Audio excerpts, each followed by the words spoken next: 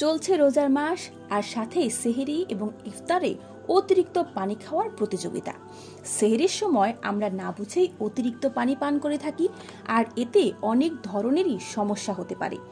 যেমন হজমের সমস্যা, বেশি পানি খেলে পাকস্থলীতে অতিরিক্ত চাপ পড়তে পারে, যা হজম প্রক্রিয়াকে ব্যাহত করতে পারে।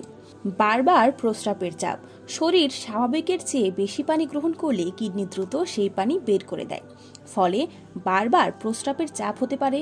এটি বিশেষ করে রোজার সময় শরীরকে হাইড্রেটেড রাখার পরিবর্তে ডিহাইড্রেট করে ফেলে, অর্থাৎ পানি শূন্য করে ফেলতে পারে।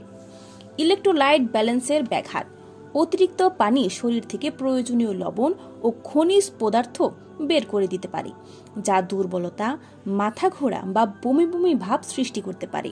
পেট ফাঁপা ও অস্বস্তি ভাব, হঠাৎ বেশি পানি পান করলে পেটে ফাঁপা ভাব বা অস্বস্তি হতে পারে, যা ইফতারের আগ পর্যন্ত চলতে থাকবে। এখন তাহলে প্রশ্ন আসতেই পারে, তাহলে আমরা কিভাবে পানি পান করব? এরও কিছু নিয়ম আছে। সেহরির সময় ধীরে ধীরে পর্যাপ্ত পানি পান করুন।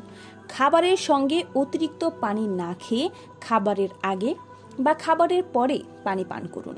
সেহরির সময় পানির পাশাপাশি ডাবের পানি, ফলের রস বা অন্যান্য হাইড্রেটিং খাবার বা তরল খাবার খেতে পারেন। রাতে ঘুমানোর আগে এবং ইফতারের পর পর্যন্ত পানি পান করুন, যাতে শরীর পানি শূন্য না হয়।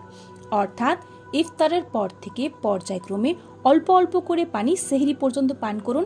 এভাবে পানি পান করলে শরীর ভালোভাবে হাইড্রেটেড থাকবে এবং কোনো রকম অস্বস্তি হবে না। তাই রোজার মাসে অতিরিক্ত পানি না খেয়ে অল্প অল্প করে বেশি পানি খাই আর শরীরকে সুস্থ রাখি, যাতে রোজার মাসে সবগুলো রোজা আমরা খুব ভালোভাবে সম্পন্ন করতে পারি।